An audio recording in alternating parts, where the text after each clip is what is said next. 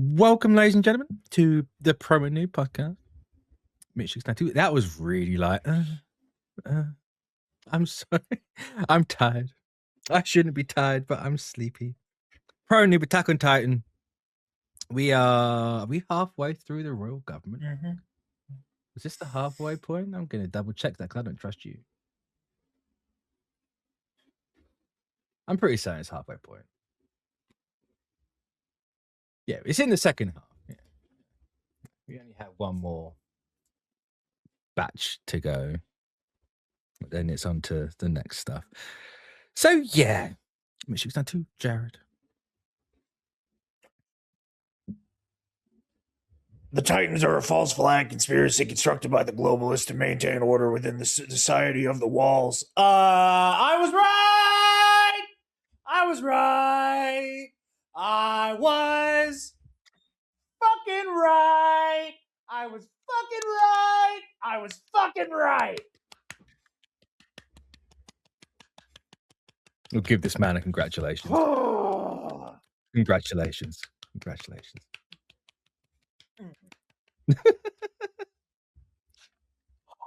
Once upon a time, that would have been a dab. I chose not to. He hasn't dabbed on this show I in a minute. chose not to, and then you said it, and that felt like a challenge.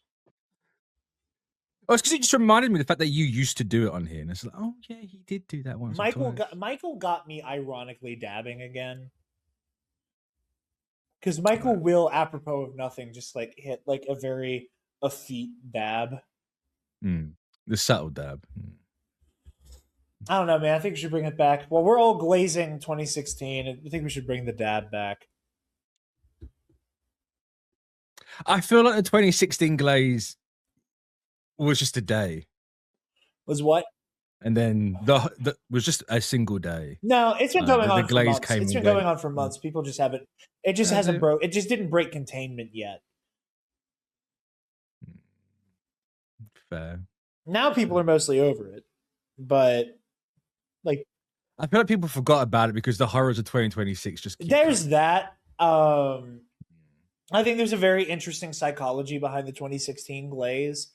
I think a part of it is to do with the fact that the same way people in your generation and my generation of the internet specifically look back on ye old days of MySpace and like very early YouTube and whatnot as kind of a golden age where things were not as toxic, not as insane, not as like algorithmically driven to basically feed on your literal rage and distrust in your fellow man. Because it was lawless, but it wasn't lawless like it was people. I mean, to make a Star Wars comparison, there's a difference between the lawlessness of the Clone Wars and the lawlessness of the Empire. You know, like there were still some bad mamma jammas in the Outer Rim up to some gnarly shit in the criminal underworld during the Clone Wars. But the way the Empire fully did not give a rat's ass as long as it wasn't affecting the Empire. Yeah, whatever. But I think in the same way that like people of like, because like I am like I'm in that Z-lennial divide. Like I'm a 98 baby. So like I'm 50-50 millennial Gen Z. I have a Gen Z. But it's on that cusp though. I think part of it is to do with my upbringing. But it's on the you have that three-way split. So you have the millennials, Gen Z, and you have the millennials there. You're like here. But all that to say, you're the back end. Like I wasn't really online until I was a teenager. You know, there are Gen Z kids who were like always online in some way, shape, or form.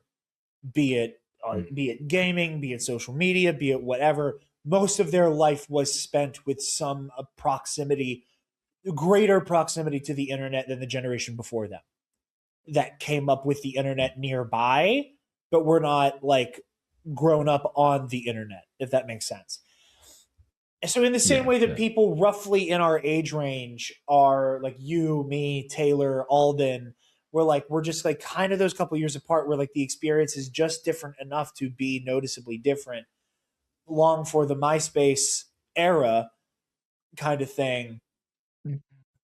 Take me back. I think that a lot of the kids, I say kids, younger people who are looking back 10 years ago, the internet was kind of beginning to come out of the Wild West era. And it was a little bit more settled. It was a little bit more settled. And there was a little bit more peaceful. Like, again, there was craziness. There was toxicity. All of that was still there. But it. So I feel like 2016 was the end of the settled internet. It was because obviously everything. I think 2016 kind of was the beginning and the end of the settled internet. I think 2016 and it hung on for dear life into 2019 a little bit. There was still a bit of an internet monoculture. Like monoculture died, but the internet had its own monoculture for a while.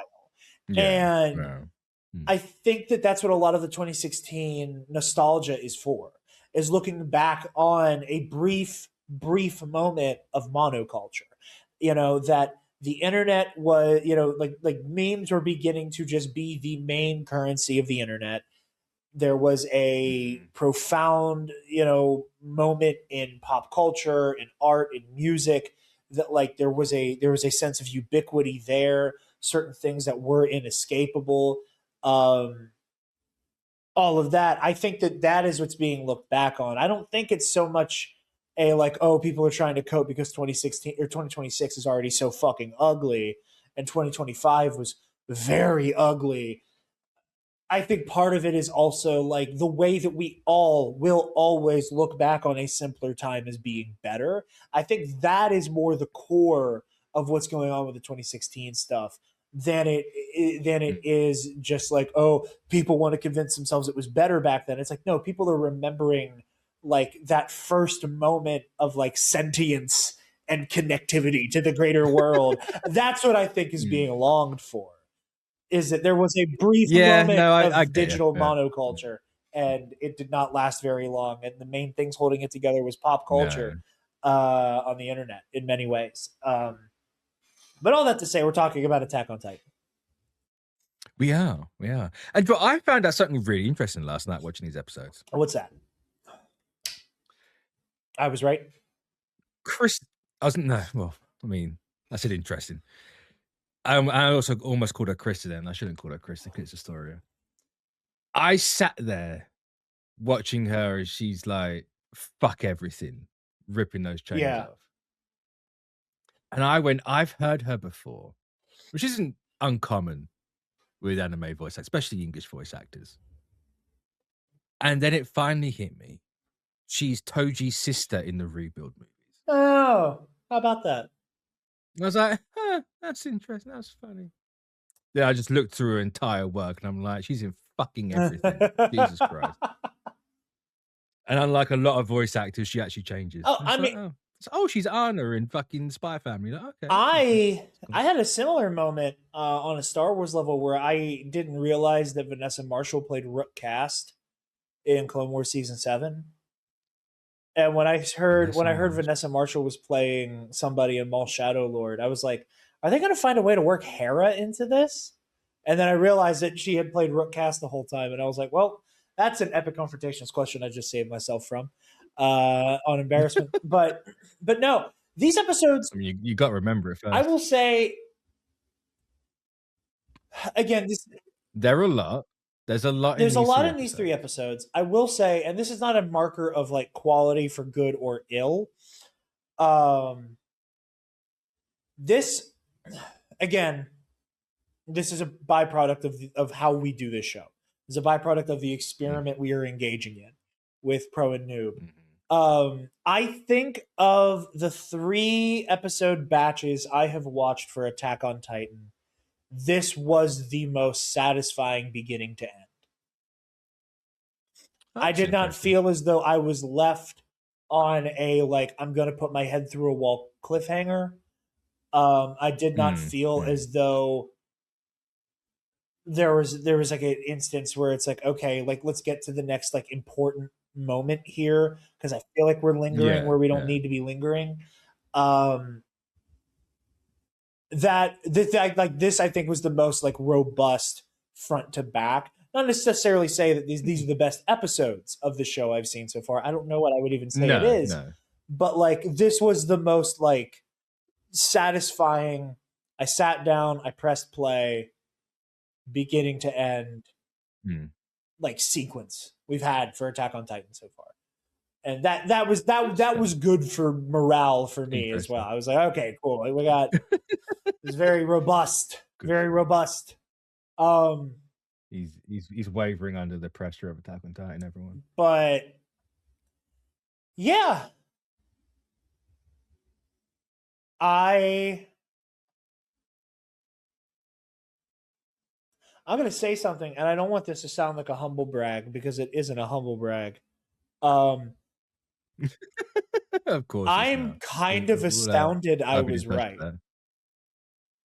Yeah.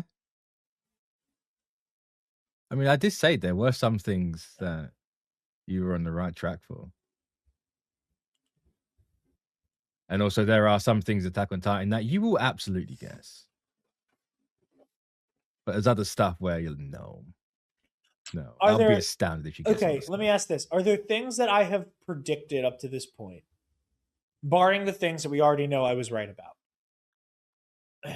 Are there that means I've got to remember what you've are there things to your recollection off the top of your head? And people in the comments, if you remember predictions I've made, feel free to say them in a non-spoiler capacity. I'm already good about not looking at the comments on Pro and Noob for the most part, even if there are even though I know there typically aren't spoilers. But in a non-spoilery way, even to you at home,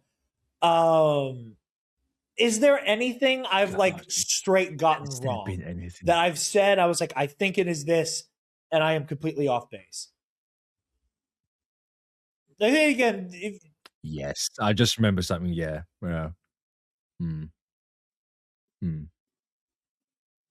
Write it down. Wasn't that long Write ago? It down. Write it down. I want to know what it is. Oh, I know exactly what it is. I know. Okay, but I want to make sure that when it happens, you're able to remind me what I said. I'll remember. I'll remember. I know exactly what it is. Okay, I'm counting on you. I like finding out when I'm wrong just as much as I like finding out when I'm right. But yeah, what I think is interesting is even though I was on the money about the nature of the Titan conspiracy, that this is a man-made issue, and that okay, let me rephrase that because clearly this is not man. This is something incredible, supernatural. But the conflict is man-made and manufactured, and that there is a level of it's easier this way to maintain control. Was right. The motivations beyond, like, it seems like it's for control is kind of it almost feels like I'll tell you when you're older explanation of like, you know, like I'm just gonna tell, like, hello child, you just asked where babies come from. When a mommy and you'll find out when you're pregnant. A mommy and a daddy love each other very much, they make a baby. You're 5, that's all you need to know right now. Or you're 5, that's all I feel comfortable telling you. And when you're a little bit older, we'll have a more in-depth conversation about this later. I feel like having confirmed that the royal family was like, we need to wipe people's memory so they don't fucking know how this happened and just play it where it lies, is me getting told that when a mommy and a daddy love each other very much. You're not far. You know? Like, I came into this episode of Pro and Noob fully expecting a question and being like, I can't tell you, Jarod. What question did you expect me to ask? I'm not going to give No, that no, away. no. What question is it? Because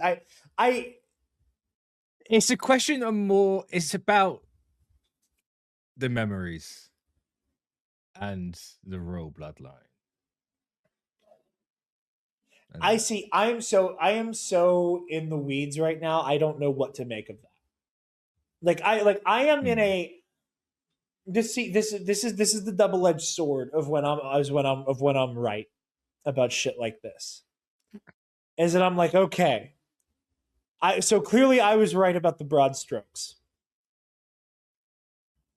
However, now that all of the broad strokes have been confirmed as what I have been predicting, I am now in a position where all of the finer details are still up in the air. And I have not gotten something wrong enough to point me in the direction of a finer detail. And I kind of rely on being a little bit wrong with shit like this so that I can hone in on how I was wrong, because that will point me to what is right. I didn't get that here. So I am so in the weeds that, like, trying to paint realism with the palette knife. Right. And yeah, I'm in the weeds, man. I'm like fucking. I'm in the dark and I'm fumbling around. I don't quite know what's going on. You're a massive titan on your belly, just like going with the flow. I'm so glad Taylor was asleep. We've joked about it on Road to Doomsday a couple times about how, like, Taylor has never walked into the room while I'm watching Attack on Titan to see something even remotely normal. Like, it's never just like these, zany kids who are on a mission, like you have that meme of anime when I'm watching it versus anime when someone walks in. And it's always the most fucked up shit. It's just not that fucked up. Oh yeah. I mean, I had the same problem with playing Soul Calibur as a child, where it's like, I knew I got away with renting it because Darth Vader and or Yoda were on the cover. And then I bought it and I got away with it because Darth Vader and Yoda were on the cover. And then and anytime Ivy Valentine came on screen, I was like hyperventilating. I'm like, I need to beat her and I need to beat her fast before somebody walks in here and asks me what the fuck I'm doing. Beating it, apparently. That's why I was afraid. And I was like, I need to defeat this. This. That's why you always sit in full view at a certain angle of the door to your room with the controller in the hand. If you're back to the door, that's when the problems arise. If you're facing that way, I couldn't move that TV, bro. I couldn't move that TV. And when I played in the basement, it was even worse because it was huge. The TV was huge. You know what? I forgot how big TVs used to be. Yeah.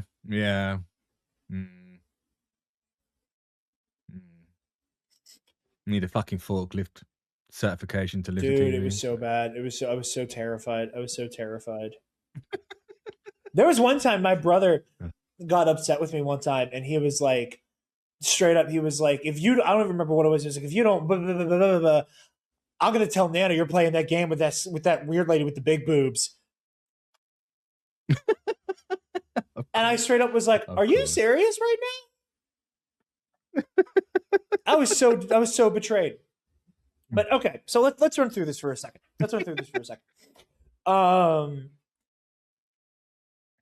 So the Rice family is of some royal, maybe divine bloodline. They are intrinsically gifted with the ability to wipe memory when they are also a Titan. Now, here's my first question. Is that a Titan meets a Titan, get it for you power?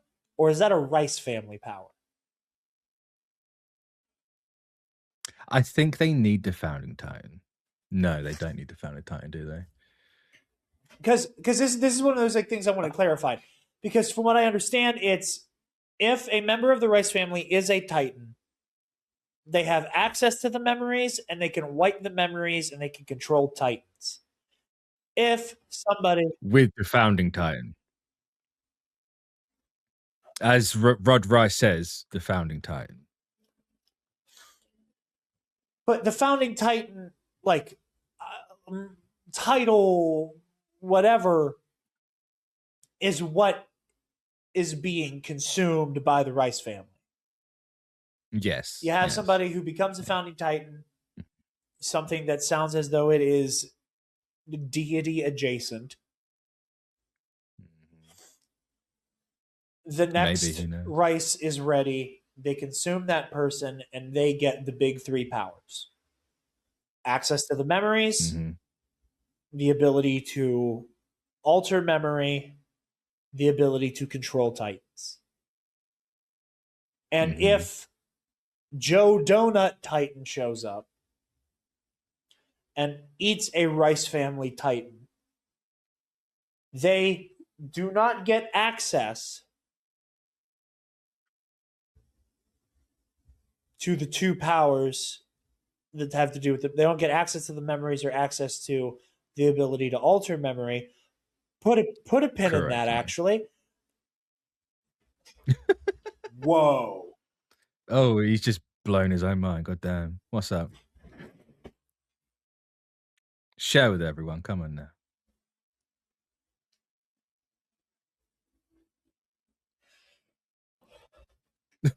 The fear in this man's face. Okay, I'm going to finish my thought. And then I'm going to circle back to the thought I had in the middle of the thought. Because now I'm a little freaked out.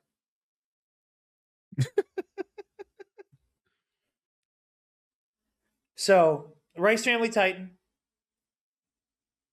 access to memories, can alter memory, control the Titans.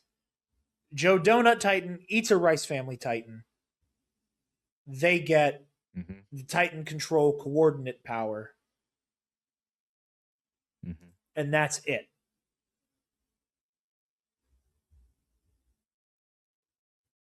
Okay. Yeah.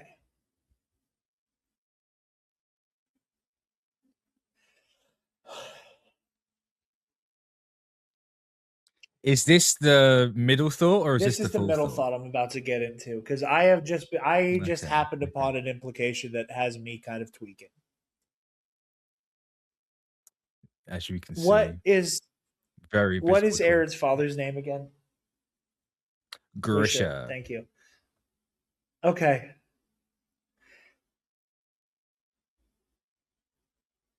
Did Grisha alter Aaron's memory? Because that means one of two things. Either, I mean, technically he does. We knew that. Knew that already. Did he alter it through the ability, or was it because Aaron was drugged, or there's a little bit of amnesia when you first transform? Because it seemed like it was a big deal for Ymir that she got all her memories back. And kind of woke up. You get your sense of self. Sense of self back. The ego comes back.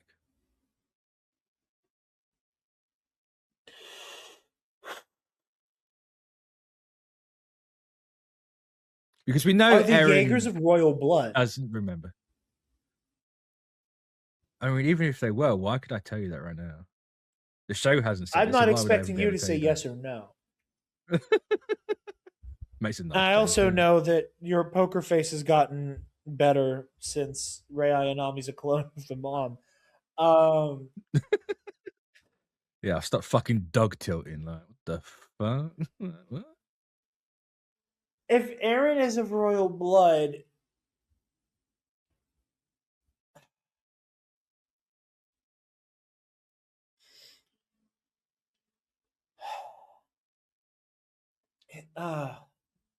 it depends on how instantaneous the memory recall is.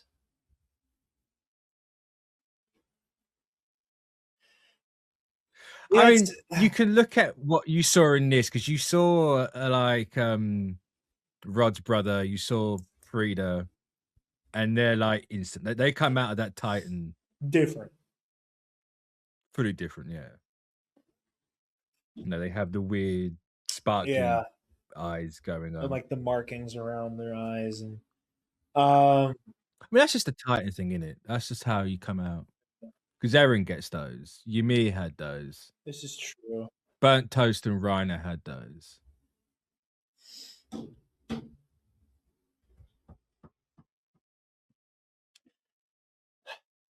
So the recall is pretty instantaneous. So that would rule out. Okay. So here's my other question. Mm-hmm. And basically, the answer I'm looking for is either it's a plot device to maintain tension, or there is a reason you just have to wait, are kind of the two, or one of the two answers I'm looking for. I don't expect you to explain it. I just need to know, is this actually an important thing, or is this just a way to maintain tension? Yeah. If a rice gets those powers back and is able to use them, why is it that they default to the first king philosophy? Plot. Okay. And you're being honest with me. That's just some weird gobbledygook they're introducing so that like there is a reason to not Plot. do it. Plot, yeah. Okay. I can accept that. It's a little thin, but I'll accept it. That was kind of the question I was expecting when I said about it a minute ago. Like almost verbatim. Like, why is it like, oh, but if they do it, they'll immediately believe that we shouldn't know anyway. Mm-hmm. Like, we're better off trying to figure out on our own. Okay. Big plot. Nothing in Attack on Titan is done gratuitously. Nothing? Nothing. I would like for you to say that there was nothing gratuitous in Attack on Titan to the guy who got with a straight face. I'm talking plot-wise, Jared.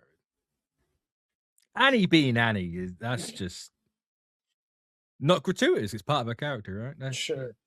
Cold bitch. Cold bitch. Okay. Oh my god, Mitch, this is so dense and heavy. Like, this is one of those like I'm looking forward. Attack on Titan, I baby. am looking forward to being done just so I can seek out a like Attack on Titan full timeline thing. So that I can get all of this in order. You know? And people are still figuring some stuff out. I mean, knowing there's still a lingering mystery is actually very satisfying to me. Maybe not a mystery. Maybe just like finer details. And I like that. I like that. For me, it's mostly just a matter of like, I'm looking forward to having a full chronology in front of me. Because I know we have to go back at least 100 years to get. I mean, if you go by the episode title for episode 1, it's 2000. I know, but they said that like 100 years ago is when the Titans showed up and they went behind the walls, and that's when the memories were reset to. Now, who's to say that hasn't happened a few times? And there is extra context that has been lost to time that we don't even know about the context we lost to the context we lost. Yeah. Because why would the people ruled by the family that can change memories be reliable narrators for their own history? Also, I just have to say, I wish I could have watched this when the world wasn't on fire.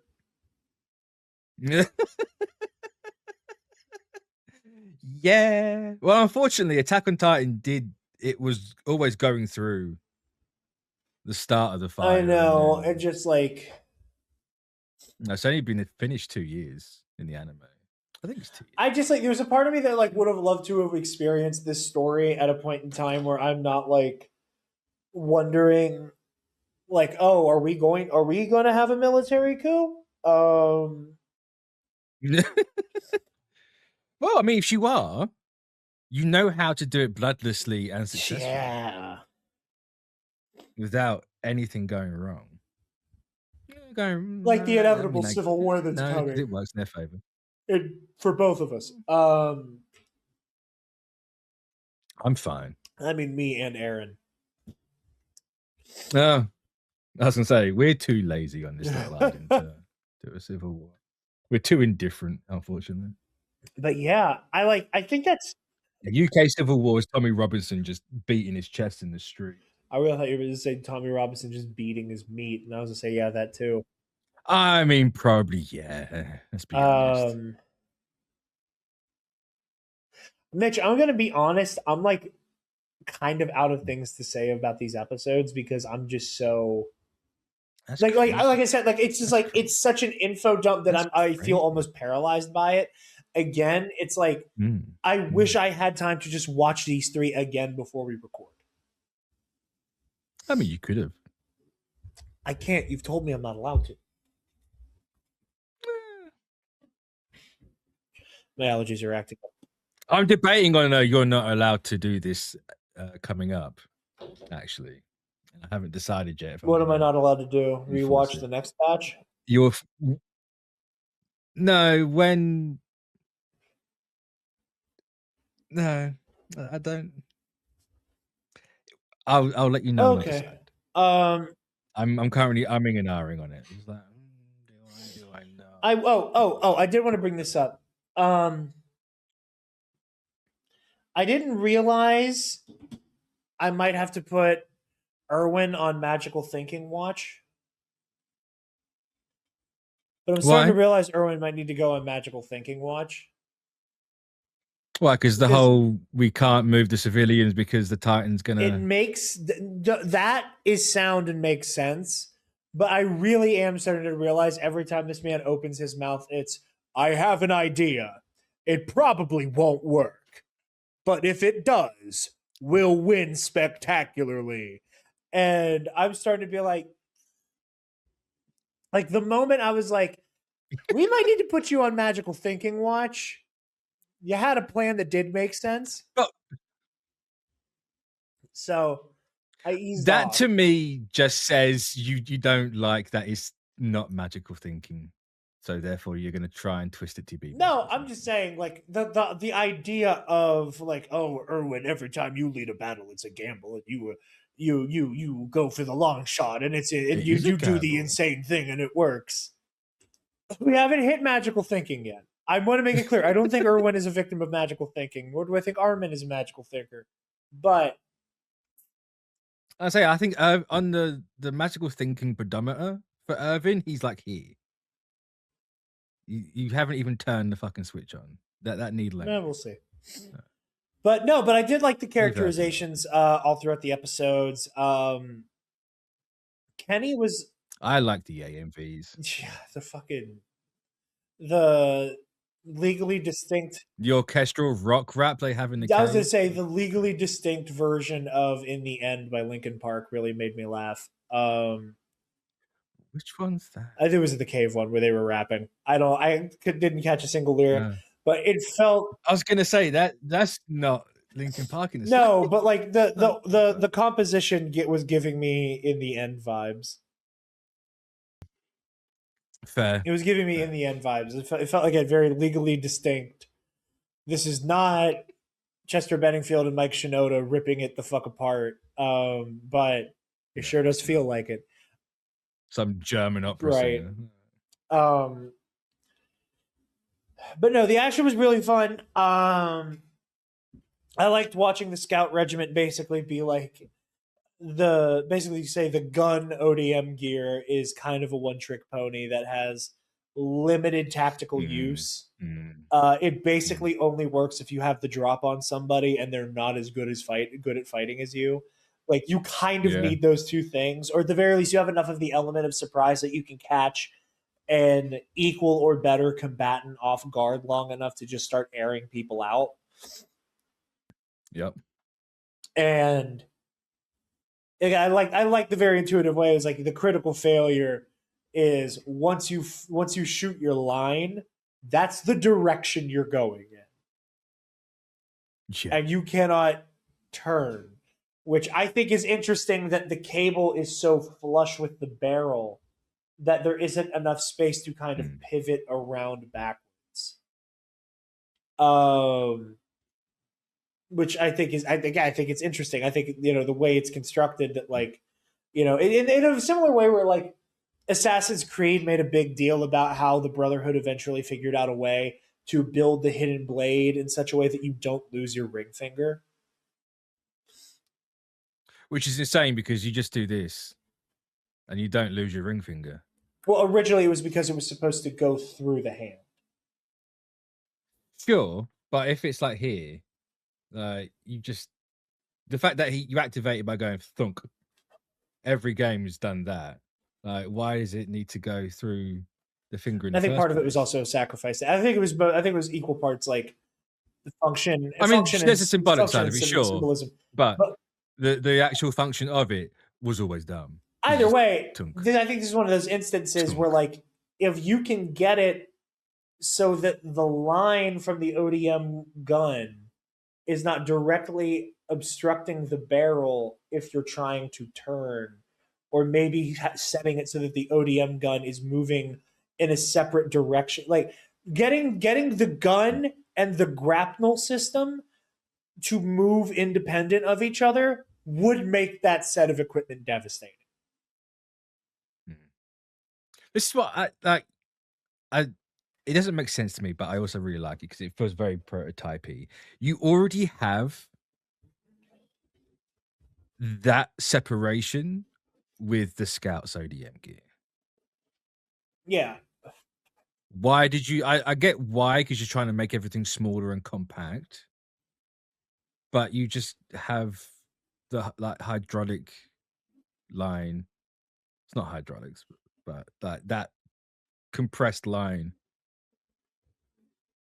with the swords. Like, just take that. Well, I think, quite frankly, I think part of it is that it's meant for such close range that, like, is it like, because it's not a gun. Like, it's a gun, but it's not like a normal firearm that has a bullet in it. It's almost like one of those bolts that are used to slaughter cows. So it makes sense in theory that, like, we have this heavy duty weapon that is meant to basically be a one-shot kill. We're not trying to pepper people. You're moving so much with a normal firearm, like, there's collateral damage. You could hit an ally. Like, it makes sense that this is designed to be a kind of limited fire rate so that you up to somebody, get basically point blank, and fire right before you're within melee range. That, like, you have a weapon that you have a weapon that necessitates that amount of precision and, like, focus. Makes sense. I dig that. But it just seems like an oversight. Oh, sure. Obviously. Sure. I also think on some level there is. And obviously there's a reason why it was not pushed out to the Scouts and the other regiments. No, I mean, it's not meant to fit you. You're dead in the water if you're trying to fight a Titan with that. Yeah. What I think is interesting about it, though, is that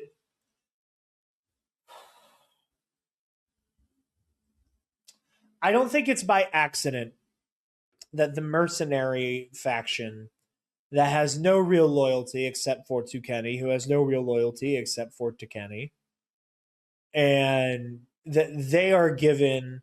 He's pretty loyal to the Rices. Yeah, but it seems like it's a very self-serving loyalty. 100%. Like he's loyal to them because that's where the bag is. It's a lowercase. Yeah. I think there's also something being said here philosophically about how a gun is a coward's weapon. Yeah. You know, which also has some. It's uncivilized. I think there's also some undertones there of like, real warriors who get up and they're gonna put their blade in your guts and look you in the eye.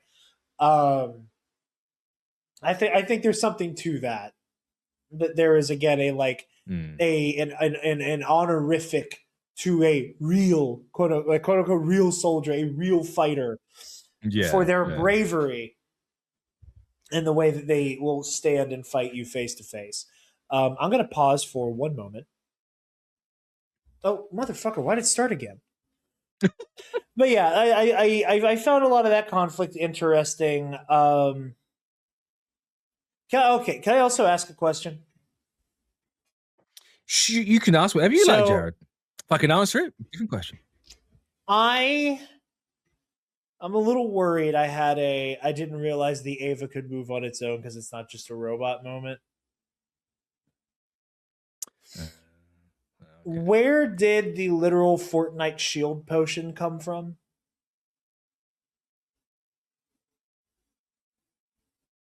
Oh, that.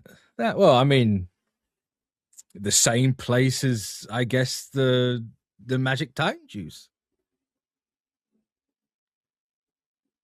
So, but like that existing is a development from this batch of episodes. Yes. The shield potion. And the fact that simply drinking the shield potion could let Eren basically leave a crystalline version of his Titan in the hole to plug Walmaria. Mm-hmm. Okay. That's all. That's where that specific one came from?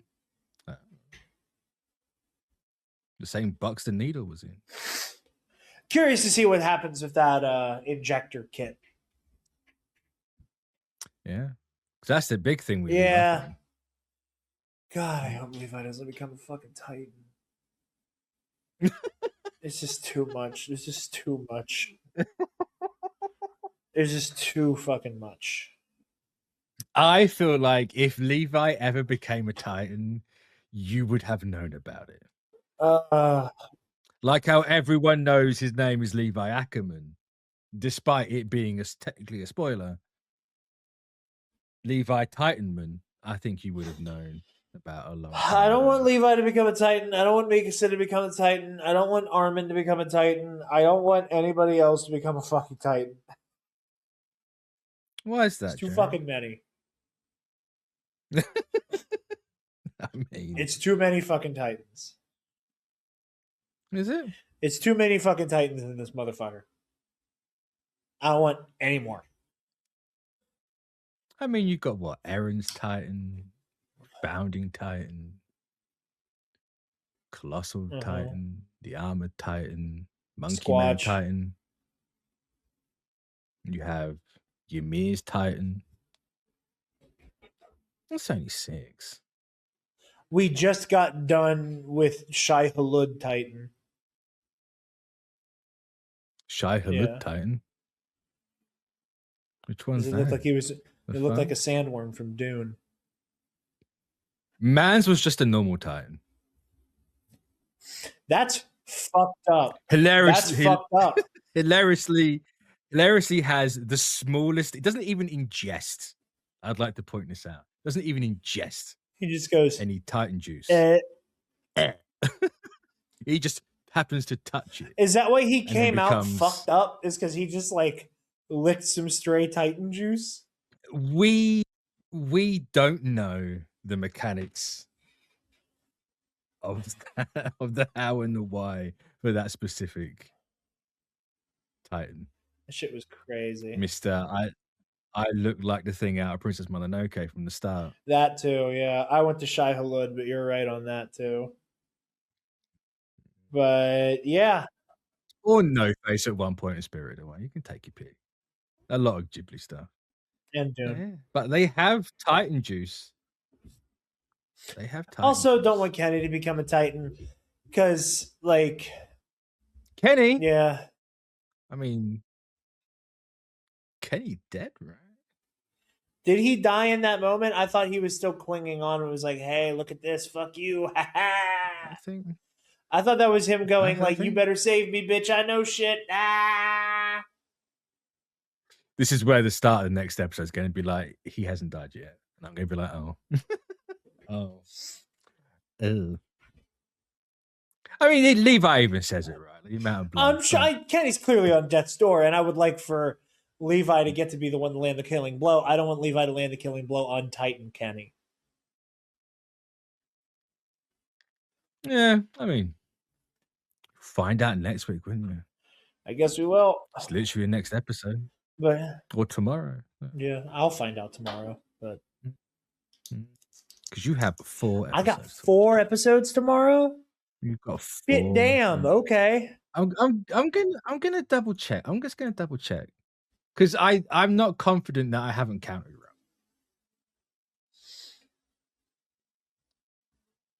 $38 to $40 done there. 41, 43 done there. This is 44, 46. No, I tell a lie. The end of the season. I remember is 4. saying that to me before off air, and I couldn't remember if that was. I was like, oh, maybe he's adding a 4 episode batch, or okay.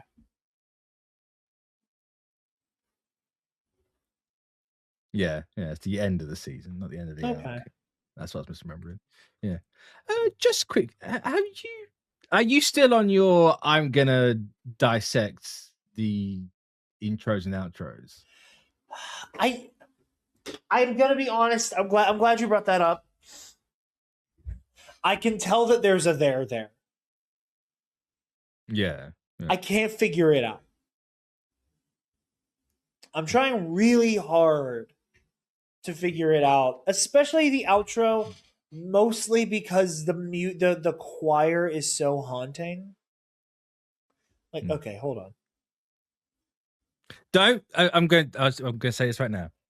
Because the arc ends for us in the next Pro and Noob. And it's halfway through a season, which means it will change. Hold all thoughts on it until next week. Okay. Can I? And use the next 3 to like finalize. Okay. I'll give you 3 last shots to try and figure it out, and then we'll talk about it next week. Okay.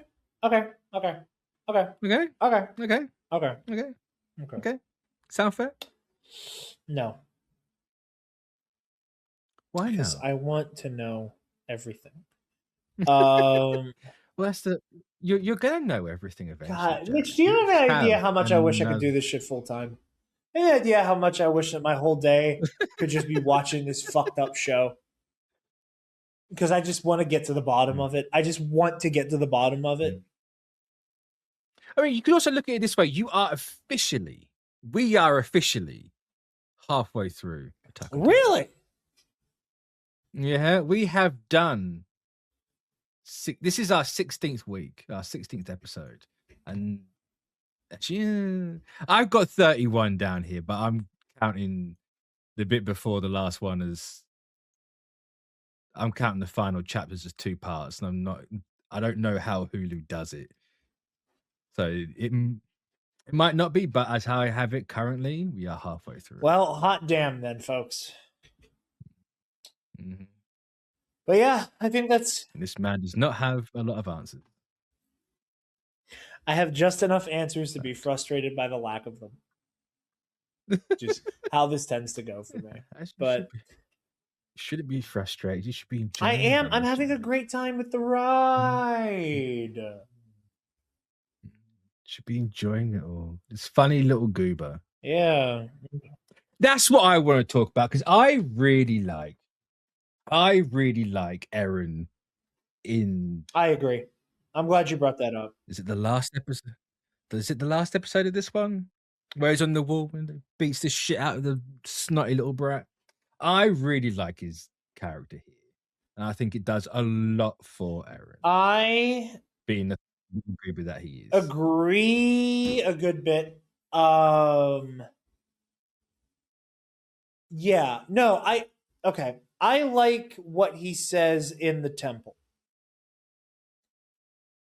I went back to rolling my eyes at him while he's like literally beating himself up because I just had to beat up a little brat real quick.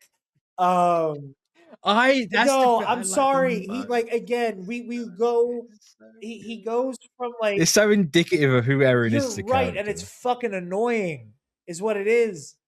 He's just a funny He's goober, not a Jarod. funny Leave goober. him alone. He's junior. He's a It's funny junior goober. ROTC slop. He is a self-admitted idiot.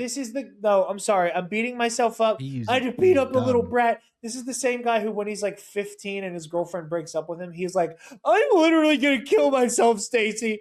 I'm going to go die. That's what that shit reminded me of. I've known way too many motherfuckers who are like, how, when the only advance Mikasa's ever done on him, he literally turned away to go punch a Titan. I'm just saying I had to beat up a little brat and starts punching himself. Mischaracterization of Eren Yeager. Just punch. No, I'm saying the behaviors are cousins to each other. He's just mischaracterization. Like there is shit he needs to do. They're trying to build bombs to put in the mouth of Shai Hulud, and he boom, boom, boom, boom. I had to beat up a little brat. Now I'm ready. Ugh, like fuck you. No. Oh my god. Leave him be. The kid, he's literally the point of if he can't transform because he's a soggy little bitch, they're fucked. Let him psych himself up. Sure. Psych yourself up, man. I'm sorry, you can't convince me that shit isn't painfully cringe. No. You can't No. I mean, it's fucking Eren Yeager. He's a funny little goober. I love the way he was like when he's bound, and there's a little bit of some Christ imagery, which again I'm like, is there like a real actual religious thing happening here? Like not the literal Christian Bible like we did with Evangelion. I'm not going back down that route. Although with my fucking luck, this will be the time I need to get into theology. Yeah, but it's Norse this time. It's fine.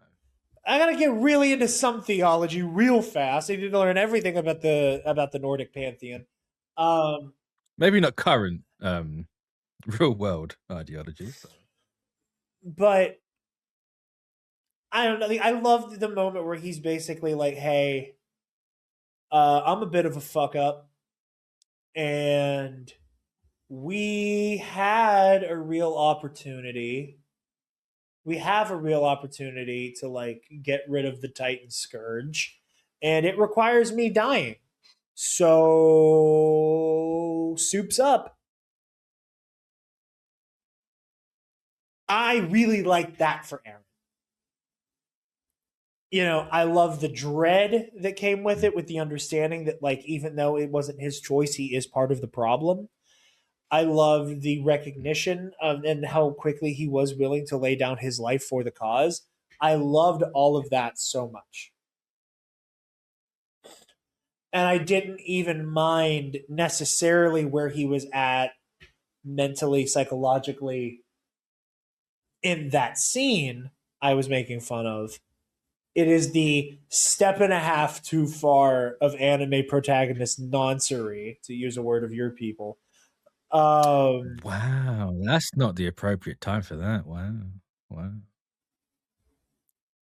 Just quickly, what do you think nonce like means? A dumbass.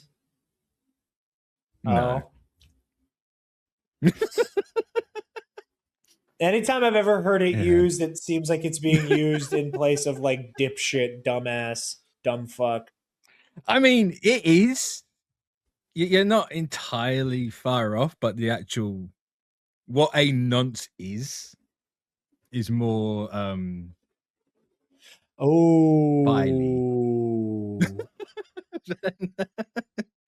yeah. We're currently being run by a lot of them globally. Say Drake. Oopsie, oopsie poopsie. Americans don't know British slang. Funny as fuck. Always so funny. But oopsie, yeah. Normally, I'm pretty good about that kind of thing. Yeah, you say twat though. No, you're not. I don't use that word on camera. First of all, I mean, a it's not even a fucking word because it's twat. There's no O in that word. Twat. Okay, you clearly don't know how the English fucking alphabet works. That letters can make more than one sound. It's our fucking word. It's pronounced twat.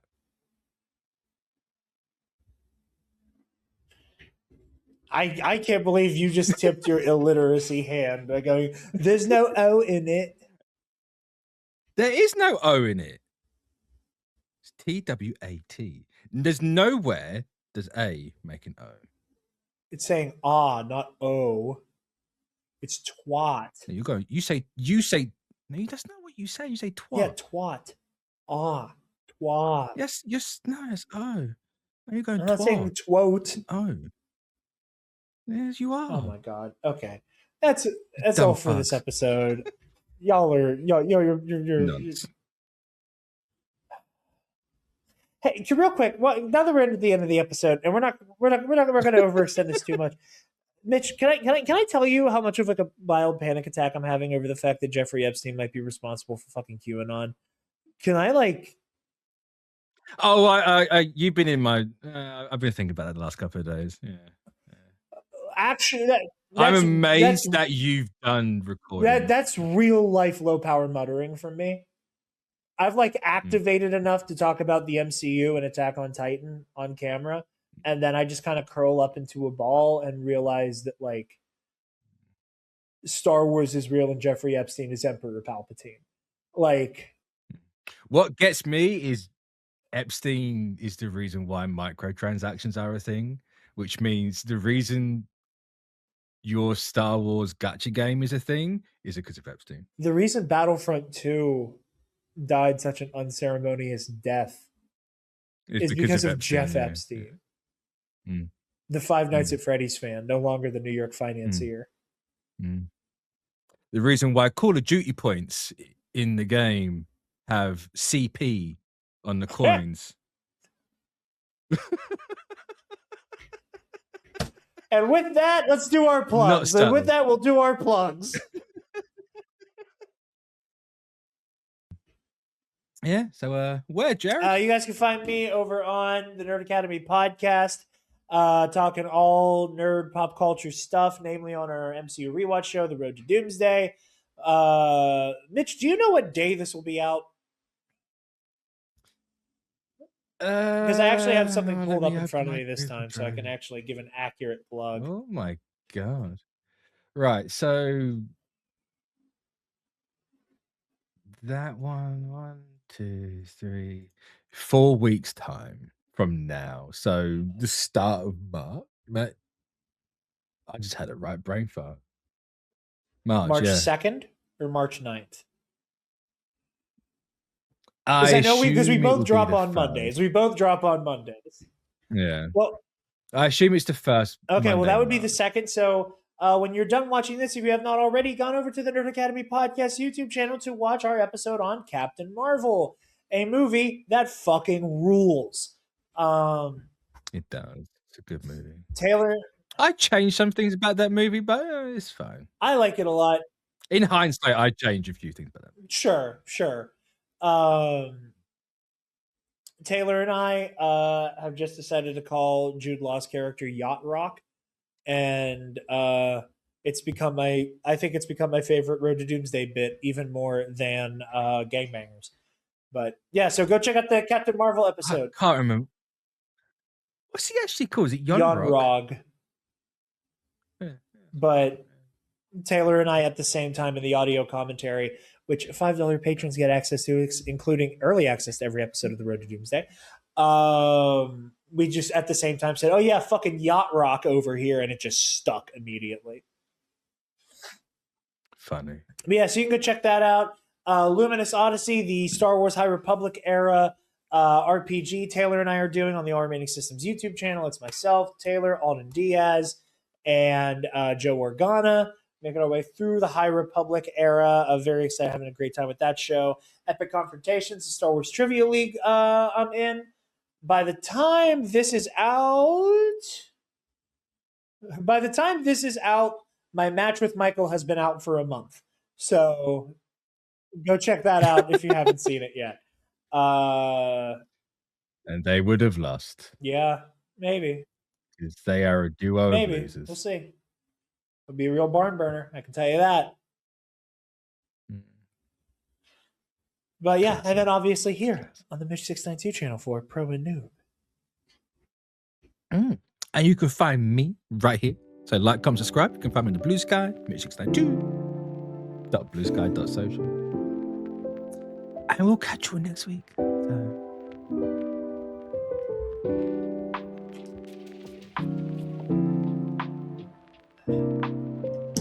had to wet my whistle first.